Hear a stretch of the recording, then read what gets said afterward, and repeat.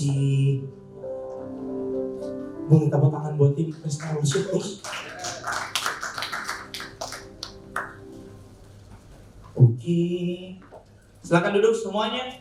I know ini harinya FGD untuk penutupan FGD di bulan ini, but we make it something different tonight untuk FGD-nya. Mungkin nanti kita akan FGD-nya di terakhir aja. Gak apa-apa ya. Saya ubah-ubah seperti ini gak apa-apa ya, aman ya. Aman ya, paling dimarahin Vira doang ya. Oke, so apa kabar semuanya? Dari depan sampai belakang apa kabar? Baik, puji Tuhan, aman banget katanya. Ada yang udah tajir melintir di sini? Aman banget. So, oke. Hari ini, perkenalkan nama saya Doni A2, buat yang belum kenal, nama saya Doni A2. Boleh tampil PPT-nya, guys? Christian Vibes, judul saya. Dan saya mengangkat dari ayat yang ada di Kolose 4 ayat 2 sampai dengan yang ke-6. Yang mana ayatnya kita akan baca bersama-sama dan kita bangkit berdiri bersama-sama. Kolose 4 ayat 2 sampai 6. Kolose 4 ayat 2 sampai 6. Kayaknya bisa baca juga ya, guys. Oke. Sama-sama semuanya ya. Cuman 4 ayat ya. 3, 2, 1. Bertekunlah dalam doa dan dalam pada itu berjaga-jagalah sambil mengucap syukur. Berdoa jugalah untuk kami supaya Allah membuka pintu untuk pemberitaan firman agar kami dapat berbicara tentang rahasia Kristus yang karena itu aku dipenjarakan. Dengan demikian aku dapat menyatakannya sebagaimana seharusnya. Hiduplah dengan penuh hikmat terhadap orang-orang luar. Pergunakanlah waktu yang ada. Hendaklah perkataanmu senantiasa penuh kasih dan jangan hambar, sehingga kamu tahu bagaimana kamu harus menjawab setiap orang. Silakan duduk, Kitchen. So, jika ada satu hal yang mendominasi kehidupan anak muda saat ini, kalau apa yang dicari sama anak muda, mungkin yang bisa maksudnya bisa diwakilkan adalah kata-kata ini, vibes. Everyone kayak semuanya itu mencari vibes yang ada. Orang lari nyari vibes. Orang lari itu panggil aku pelari culture. Nah, vibesnya itu kayak dicari sama orang itu vibes. Kamu mau datang ke kafe mana nih? Ke Fore aja. Karena vibesnya lebih enak buat bekerja. Buat WFH itu lebih enak di Fore. Kalau nongkrong enaknya di mana nih? Kayaknya enakan di mana nih namanya? Apa nih tempat itu kemarin dia tuh? Gula Aren. Sekalipun tidak sesuai rencana kalau ada di sana. Ketika kita ke sana kayak ini vibesnya lebih enak nih kalau ngobrol sama keluarga. Atau misalnya kalau ketemu sama bos-bos kayaknya vibesnya enakan di Excelsu. Bah kayak gitu kan? Kan nggak mungkin kalian ngajak bos-bos ketemunya di Kopi Kenangan. Nggak mungkin kan? Kayaknya nggak mungkin banget gitu kan? Itu kayak nggak mewakili tajir melintir gitu kan? Nah, so kalau bisa kita simpulkan sebenarnya lately kita bergelut dengan yang namanya vibes. Semuanya tuh berhubungan dengan vibesnya seperti apa? Kita mau chill, kita mau party, kita mau ngobrolin tentang apa lagi ya? Ini juga alasan orang nggak ngumpul. Kalau alasan orang ngumpul kan kadang karena vibes-nya. Tapi alasan orang nggak ngumpul juga karena vibes. Loh, kenapa kamu nggak ngumpul sama dia? Vibes-nya nggak seru sih. Vibes-nya kayak nggak cocok gitu sama. Iya? Sih? Nah, tanpa kita sadari, ketika kita ngobrol soal vibes, sebenarnya itu nggak jauh nggak sih dari obrolan tentang identitas sebenarnya. Oh kalau misalnya ngobrol sama Doni itu vibes-nya itu kayaknya gak pernah bisa serius deh. Oh kalau ngobrol sama Arin itu vibes-nya 5 menit lagi nangis deh kayaknya. Kalau ngobrol sama Axel kayaknya vibes-nya dikit-dikit nyanyi nih kayak ini kalau Axel. Ya kan? Kalau vibes-nya sama Ko Andre, pasti di eval nih. Ya kan? Ada begitu banyak vibes yang kita dalam tanda kutip kita simpan dalam diri kita dan kemudian kita seperti memunculkan vibes itu dan itu lahir dari identitas kita. Jadi kalau misalnya kita bisa simpulkan sebenarnya kalau ngomongin dalam tanda kutip vibes sebenarnya kita nggak bisa lepas dari yang namanya identity. Seperti halnya ini kan, oh kalau sama si A itu vibes-nya jamet, kalau vibes-nya ini tuh estetik, gitu kan. Semuanya tuh bicara soal identitas. Itu sebabnya pertanyaan tentang kehidupan anak muda itu nggak bisa lepas dari pertanyaan tentang identitas. Ngomongin tentang siapa aku, ngomongin tentang apakah aku cukup menarik, ngomongin tentang apakah aku punya personal brand yang oke, apakah brandingku bagus, apakah kalau aku ngumpul sama dia brandku jadi rusak, dan lain sebagainya. Branding image jadi rusak, kayak gitu-gitu. Dunia hari ini menawarkan jutaan cara untuk membangun identity melalui branding. Ada beberapa dari kita semua juga omongannya tuh kerjaannya juga tentang branding, kemudian follower. Bahkan hari-hari ini kalau kita lihat vibes itu juga ditentukan oleh orientasi seks. Beberapa saat yang lalu Sidoarjo itu 36 orang ditangkap karena pesta gay, bayangin. Homo. Terjadi itu. Kemudian ada juga karena fashion, karena style. Ironisnya tapi, semakin kita mencoba untuk menyesuaikan vibes yang ada, semakin keras kita mencari vibes yang ada, semakin kita gak dapetin apa-apa. Once kita seperti kayak awalnya cocok nih, ternyata ujung-ujungnya juga tengkar dan akhirnya kosong lagi.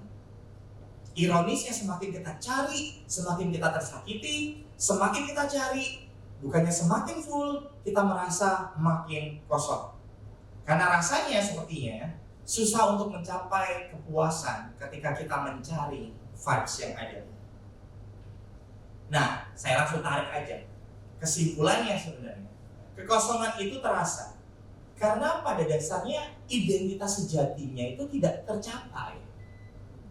Kita kalau cuma mengejar vibes, identitas yang asik, pada dasarnya kita nggak akan pernah bisa puas dengan kehidupan kita, mau seperti apapun. Karena mau nggak mau yang bikin kita konten, yang bikin kita itu puas, yang bikin kita itu fullness, itu bukan tentang vibes-nya, tapi tentang identitasmu sendiri itu full di dalam Tuhan. Identitas sejati nggak bisa dibangun dari luar, nggak bisa tergantung dari vibes-nya, tetapi harus diterima dari sumber yang tidak tergoyahkan. Menarik. Nah ini, kita mau sama-sama ini dulu. Injil menawarkan identitas yang tuntas di dalam Kristus. Biasanya kan Injil-Injilan ini taruh belakang, tak taruh depan. LGD-nya biar kalian siap, oh udah nyentuh Injil nih, udah nyentuh kesimpulan nih, bentar lagi selesai. Enggak kalian. Injil menawarkan identitas yang tuntas di dalam Kristus. Karena melalui Injil kita bukan lagi seseorang yang mencoba menjadi sesuatu, tetapi melalui Injil kita adalah seseorang yang sudah diterima, ditebus, dikasihi, dan dihidupkan bersama dengan Kristus. Next.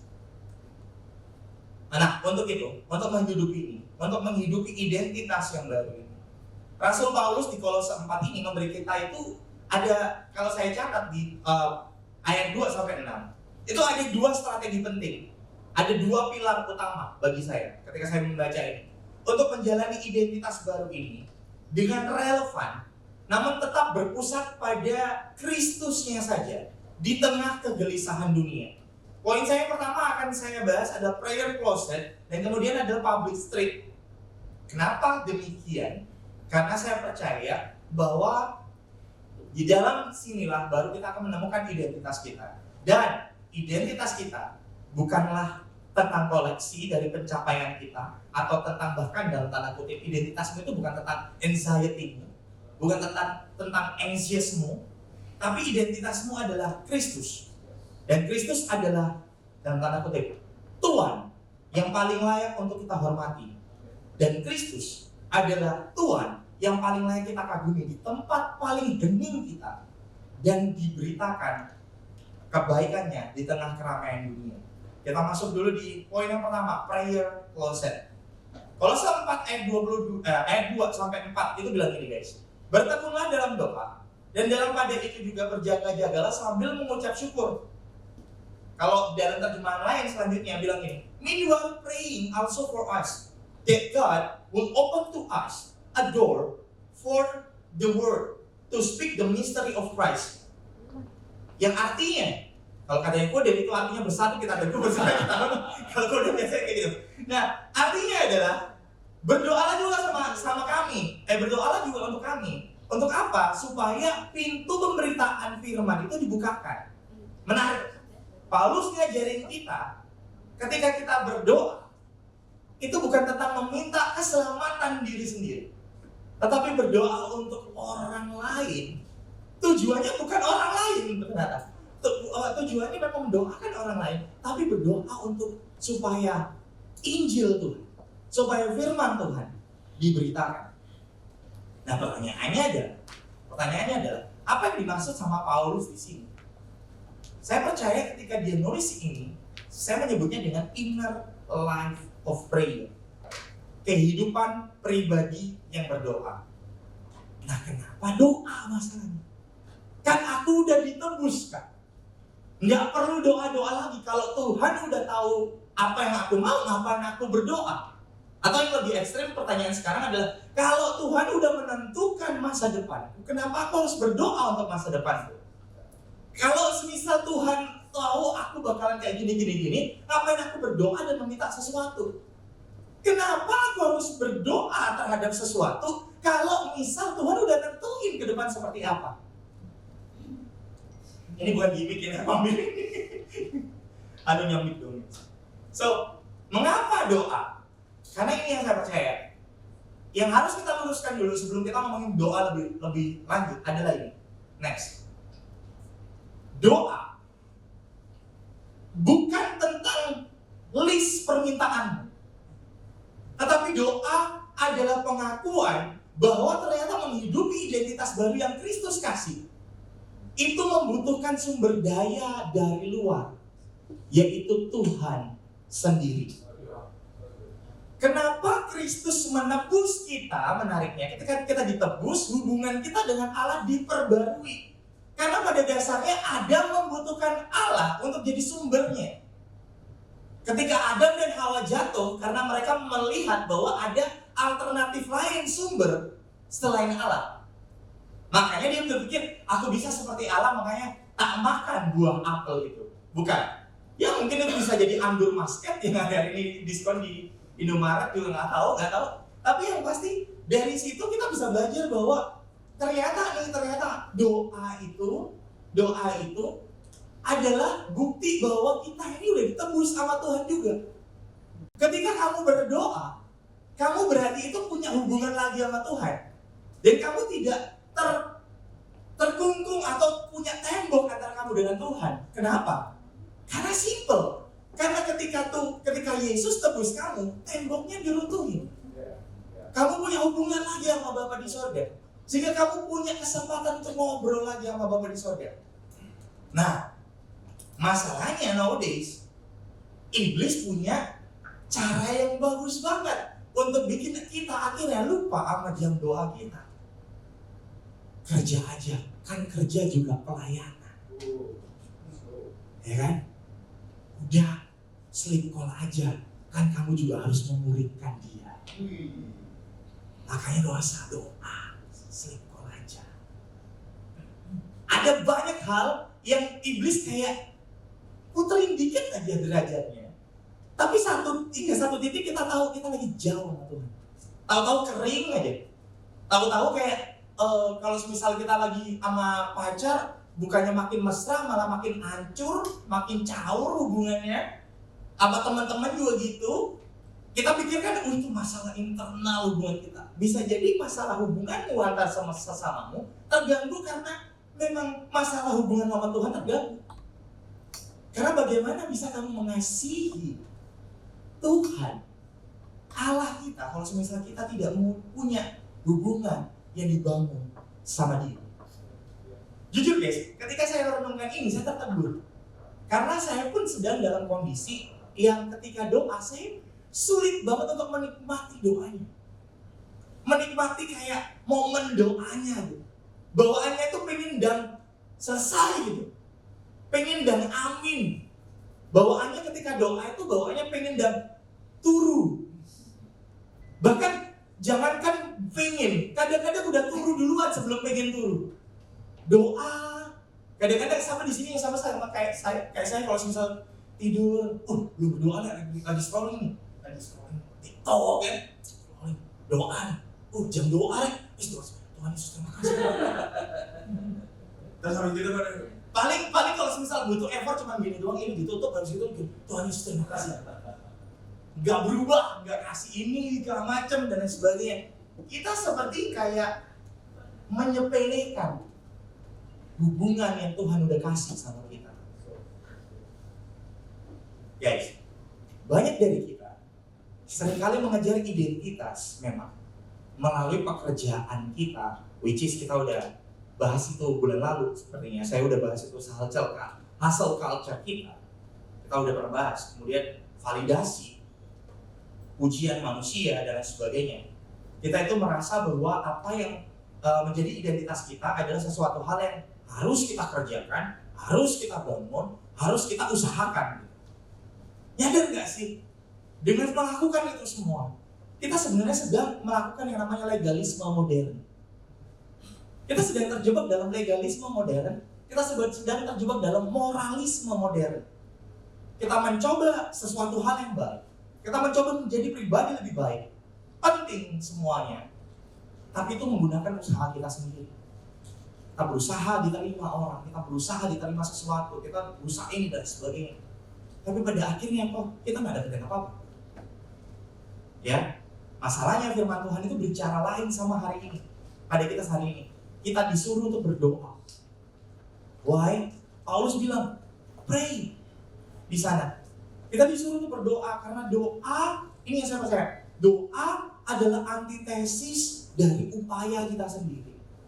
Kalau dunia nyuruh kita berupaya sedemikian rupa, tapi Paulus, firman Tuhan bilang sama kita, berdoa.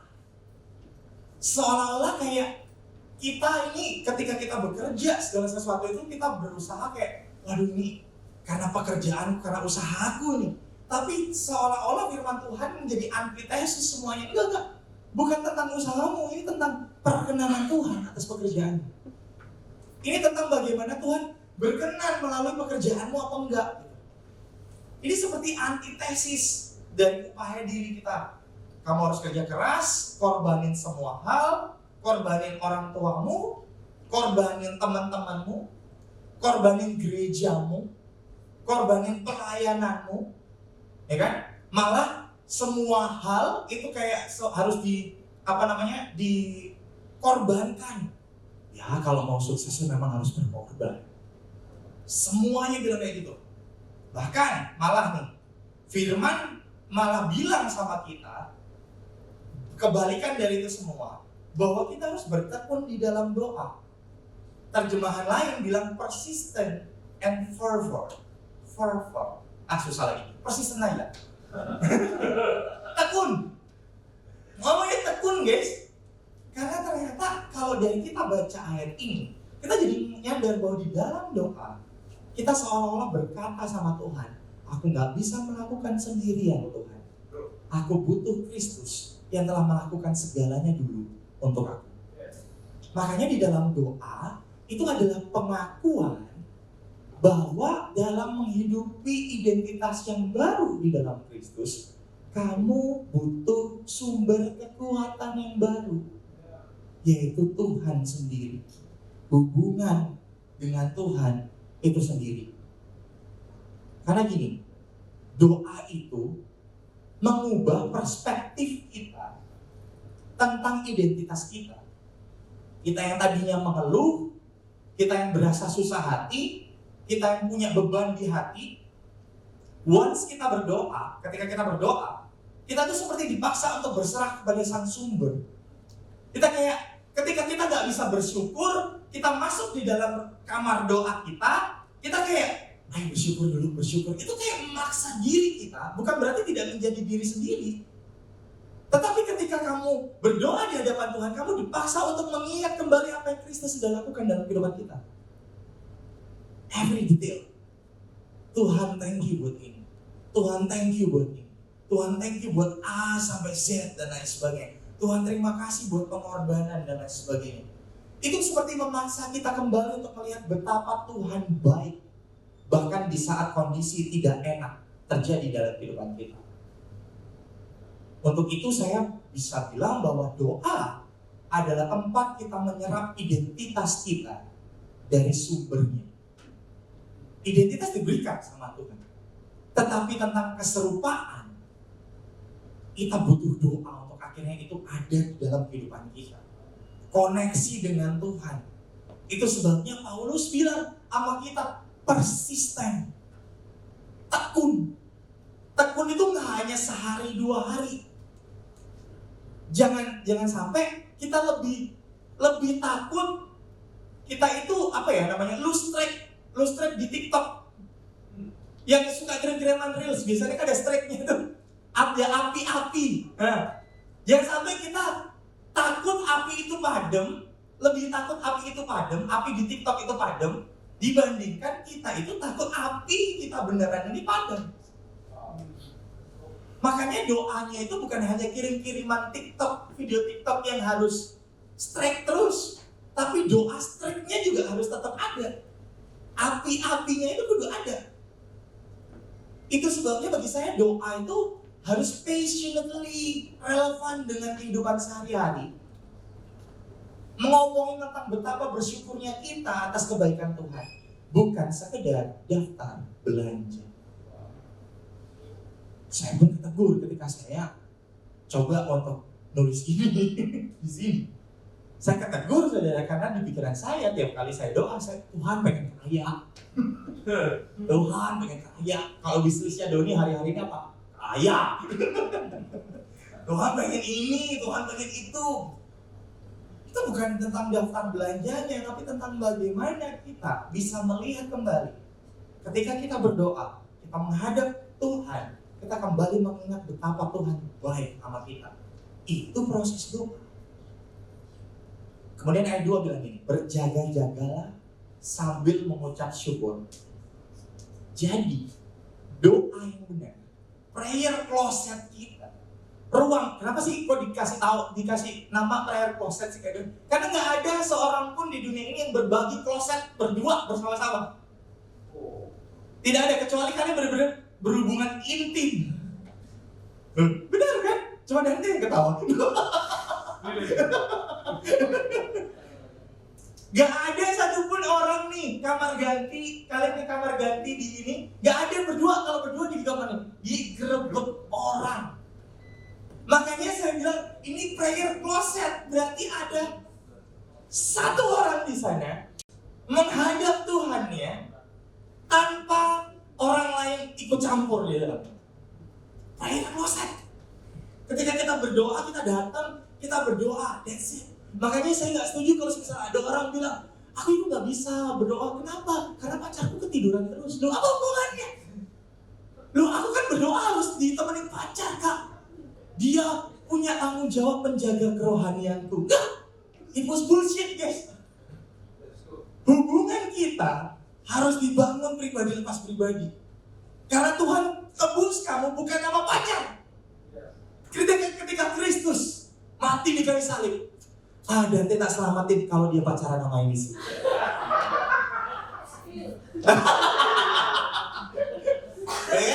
Nggak ada Tuhan bilang kayak gitu. Exactly ketika dia tebus kita, di pikirannya dia nama kita pribadi masing-masing. Yes lagi. Pribadi kita masing-masing. Nggak ada tuh berdua, oh ini sepaket nggak bisa dipisahin. Kalau satu murtad, dua-duanya. Nggak ada kayak gitu, nggak ada. Makanya ketika kita masuk di hadirat Tuhan, ini ngomongin personal, guys. Prayer closet, ini ngomongin tentang personal. Doa personal kita apa kabar? Momen, ada beberapa orang ya yang nanya, Kak, kalau berdoa harus baca firman Tuhan. Kan bingung ya? Berdoa merem, baca firman gimana? Nggak bisa. Tapi kalau kalian bisa baca firman dan berdoa, bagus. Tapi kalau kalian alasannya, aku gak bisa berdoa Kak. Kenapa? Karena aku gak ada waktu buat baca firman. Kalian ini cuma cari alasan aja kalian. Gak ada gitu guys, kalau mau berdoa. Kalau mau baca Alkitab, baca Alkitab. Tapi kalau misalnya kamu mau jadiin satu semuanya, jadiin satu, terserah kamu. Tapi I wanna tell you, doa itu penting buat orang yang udah diselamatin. Doa itu penting. Bukan berarti doa menyelamatkan kamu, enggak. Doamu gak bikin kamu selamat, iya. Kamu doa 5 waktu dalam sehari, gak bikin kamu selamat. Beneran, gak bikin kamu selamat. Kamu mau doa 6 kali, 7 kali, bahkan saya kenal seseorang yang kasih alarm itu tiap 2 jam sekali untuk berdoa. Puji Tuhan udah bertobat, itu Arim saudara. Tak sekali ya. Tapi sekarang dia kalau berdoa tiap menit saudara. Ya tiap menit. Apa ya Kak Doni ini Tuhan? Apa ya Kak Doni ini Tuhan? Apa ya Kak Doni ini? Hari Sabtu ini selalu diambil orang. Kayak gitu-gitu. Ya kan?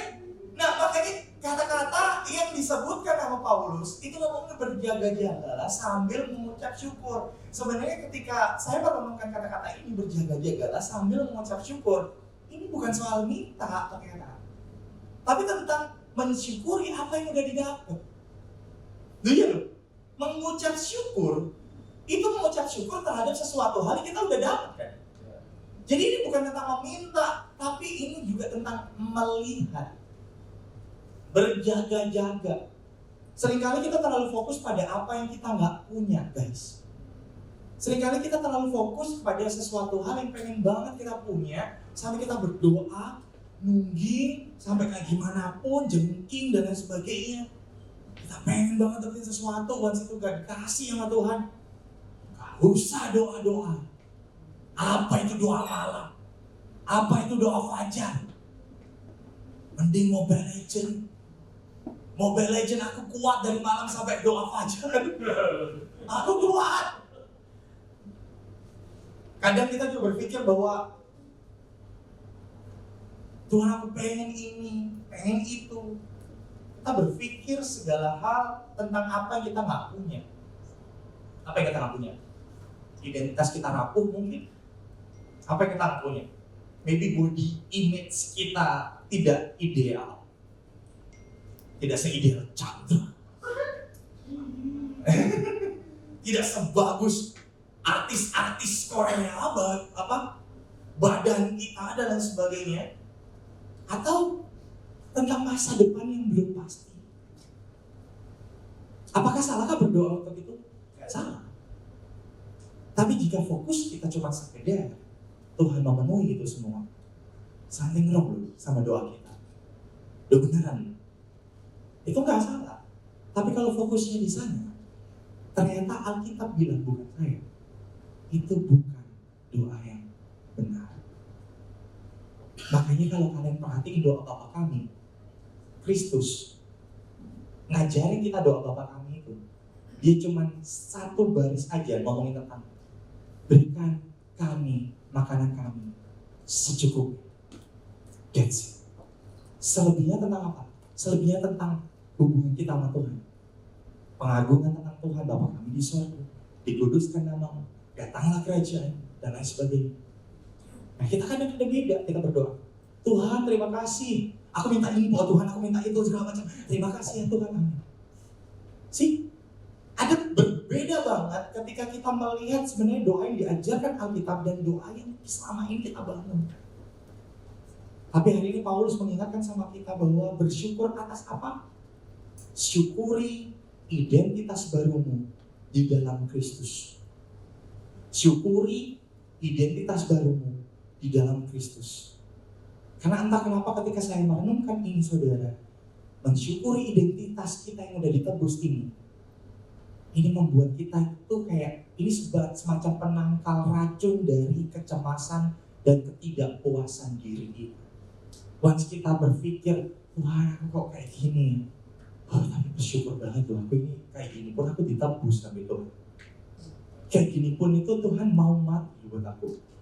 Untuk itu ketika kamu berdoa demikian, kamu jadi kayak, iya, kalau gitu aku coba deh ngerawat diri. Aku coba deh untuk ini. Tuhan kasih kekuatan untuk aku mau bikin usaha kayak gini deh. Karena aku tahu aku gak bisa main-main dalam kehidupan. Karena aku mensyukuri apa yang Tuhan udah kasih dalam kehidupan kita.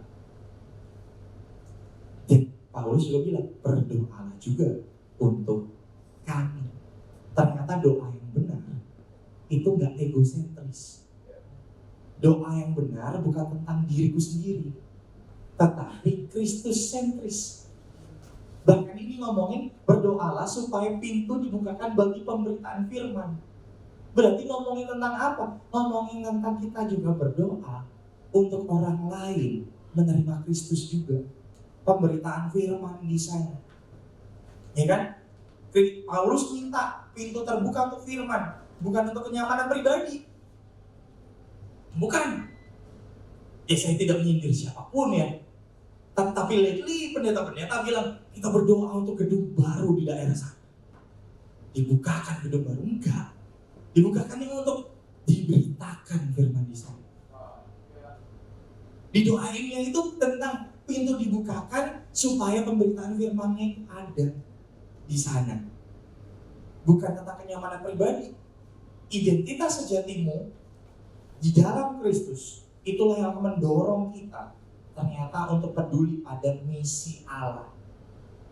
Doa kita, kalau kita ngomong soal identitas tadi, ini ngomongin tentang bagaimana kita akhirnya peduli sama misi pemberitaan firman. Bukan hanya tentang kelangsungan hidup pribadi. So, Kader, what is all about? Prayer closet itu seperti apa berarti? Prayer closet, ruang doa kita, ini bicara tentang identitas kita, bicara tentang hasrat kita paling dalam. Dan prayer closet kita, ruang doa kita, yang saya simpulkan adalah ini justru adalah ranah perang kita antara kita dan keinginan kita. Dan ini adalah perang antara usaha kita untuk menundukkan ego kita di bawah kehendak kaki Tuhan. Makanya Kristus ketika dia nyontohkan doa, dia punya hasrat, biarlah cawan ini berlalu daripadaku, tapi dia tutup dengan biar kehendakmu yang terjadi, bukan kehendak. Karena jika kamu ingin identitas yang solid, dimulai dari hal yang simple. Kamu mau dipakai Tuhan di luar sana, dimulai dari hal yang simple. Apa? Doa. Ruang doamu apa kabar? Jam doamu apa kabar? Karena ruang doamu adalah tempat di mana kamu melepaskan topengmu. Masa sih kamu masih jaga image di hadapan Tuhan? Gak mungkin dong.